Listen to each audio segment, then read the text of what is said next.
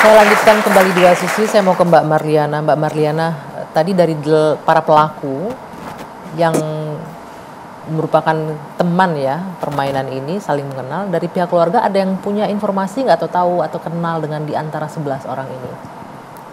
Kalau keluarga sih nggak mengenal ya, nggak mengenal, yang 3 ini nggak mengenal. Cuman saya sempat menanyakan kepada sahabatnya yang kemasukan itu, bahwa dia tuh memang temennya, pelaku tuh temen si korban. Pelaku teman si korban, pelaku yang atas nama siapa? Ya yang masuk di tahanan, DPO. ya. Di tahanan apa di DPO? Tahanan termasuk DPO juga semua. Oh, tadi jadi satu bilang tongkrongan, gitu. Kata si temannya almarhum ya, gitu. Dia cuma ngasih tahu bahwa mereka tuh satu tongkrongan. Bahkan saya sempat dikasih tahu juga suruh cari informasi di salah satu tempat. Cuman saya nggak berani kan, karena saya punya anak kecil nih. Saya takut ada risiko apa-apa. Siapa yang suruh cari? Ngasih tahu informasi bahwa kalau mau cari informasi tentang pelaku yang DPO itu, ke tempat itu aja Mbak, gitu. Di mana itu tempatnya? Di warung, sebuah warung. Jadi masih di daerah Cirebon? Masih. Cuman saya mau cari ke situ kan, saya takut resiko ya. Ya. Oke. Saya mau ke Mas Diraj. Mas Diraj, dari proses produksi Anda buat, ini kan dari kacamata keluarga almarhum Vina. Sementara kan ada 2 korban yang meninggal di sini, ada Vina dan ada Eki, temannya juga.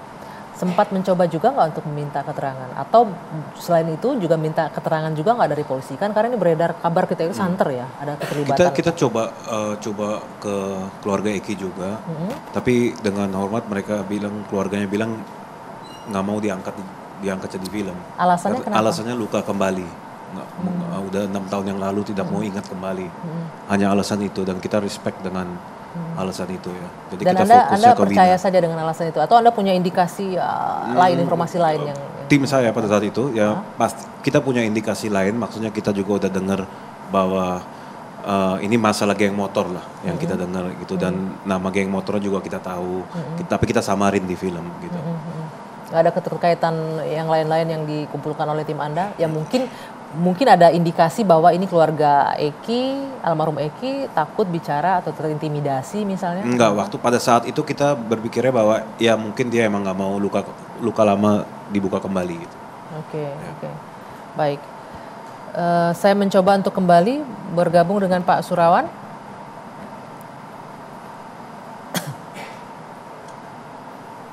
Ya, Pak. Ya, Pak Surawan. Ya. Ini karena berita mengenai pembunuhan ini kembali viral sekarang, apalagi diangkat ke layar lebar. Dan kami paham teman-teman di Polda Jawa Barat ini sedang disorot oleh publik banyak. Dan mungkin tadi Bang Reza juga, saya sepakat dengan Bang Reza, agak tidak fair juga ya kalau ditagih ke Dirkrimum yang bertugas saat ini, karena harusnya yang pada peristiwa itu terjadi ya. Namun demikian, sebagai institusi, publik mempunyai, khususnya keluarga mempunyai harapan besar terhadap polisi. Apa nih Pak Surawan yang bisa dilakukan ke depannya? Langkah apa? Ya, memang kami punya tanggung jawab besar juga Mbak terkait kasus ini, bahwasanya kita dari Polda Jabar akan berusaha semaksimal mungkin untuk memenuhi apa yang menjadi harapan dari pihak keluarga. Saat ini tim kami, baik itu tim lapangan maupun penyidik, sedang bergerak di wilayah Cirebon untuk menelusuri keberadaan dari 3 pelaku yang belum ketangkap. Tentu harapan kami adalah keluarga juga memberikan banyak informasi terkait dengan hal ini, sehingga kami mempermudah kami dalam melakukan pelacakan kepada para pelaku yang memang sekarang belum tertangkap. Oke. Nah Pak, ada juga yang saya ingin konfirmasi ke Anda, tadi pernyataannya Bang Reza bahwa ada 2 indikasi sebenarnya kenapa peristiwa ini bisa mandek sampai 8 tahun. Yang pertama adanya inkompetensi dan juga masalah integritas di sini. Bahkan ada harusnya kemungkinan Propam juga terlibat Bang Reza ya, begitu ya, dalam penanganan kasus ini untuk yang periode sebelumnya. Ya, begitu. Kemungkinan pokok persoalannya ada pada aspek kompetensi ataukah pada aspek integritas. Kalau ternyata persoalannya ada pada masalah integritas, maka mekanisme sanksi yang perlu dijatuhkan. Tapi kalau problemnya ada pada kompetensi, maka diklatlah tempat untuk bagi para penyidik memperkuat kompetensi mereka. Bagaimana Pak Surawan, bahwa ada mungkin dua pilihan nih, ada dua kemungkinan, bukan pilihan, dua kemungkinan adanya inkompetensi dan juga masalah integritas, terutama tim penyidikan yang menangani kasus ini tahun itu.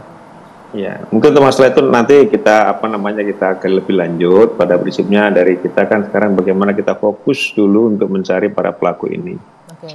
Nanti bagaimana untuk terkait dengan kompetensi dan sebagainya itu mungkin sambil jalan kita akan lakukan analisa dan evaluasi terkait penanganan kasus ini, karena mungkin sudah waktu yang cukup lama juga dan perjalanan cukup panjang. Intinya sekarang dari kami dengan sepenuh hati dan semaksimal mungkin melakukan penyelidikan maupun penyidikan lebih lanjut untuk menemukan para tersangka yang memang belum tertangkap ini. Satu yang menarik Pak, saya ingin sampaikan juga tadi Pak Jogi, pengacara terdakwa menyebutkan 5 terdakwa yang diwakilinya tidak tahu dengan korban dan punya alibi yang kuat masing-masing bahwa di malam itu tidak berada di TKP. Apakah ini juga akan menjadi lead untuk penyelidikan selanjutnya? Ya, nanti kami pelajari lebih lanjut terkait dengan keterangan-keterangan mereka dalam pemeriksaan, karena memang ada perbedaan keterangan mereka pada saat dilakukan pemeriksaan di Polresta Cirebon, kemudian juga di Polda Jabar. Nanti akan kita evaluasi semuanya, berita acara pemeriksaan yang sudah dilakukan oleh penyidik, sehingga nanti kita bisa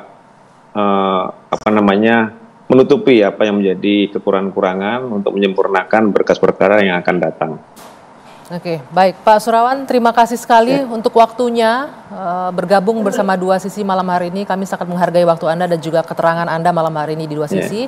Juga Pak Jogi Nainggolan, pengacara dari para terdakwa. Seperti yang disampaikan, ini pihak polisian akan lebih hati-hati dan mengevaluasi proses penyelidikan kemarin. Bung Reza, terima kasih sudah bergabung. Pak Diraj, terima kasih. Mbak Marliana, sekali lagi terima kasih banyak. Dan kami ikut prihatin dengan apa yang terjadi dan mudah-mudahan ini akan menjadi titik terang untuk mencari 3 pelaku pembunuhan adik Anda. Terima kasih. Saya Dwi Anggia harus menutup Dua Sisi malam hari ini. Kita jumpa lagi pekan depan. Sampai jumpa.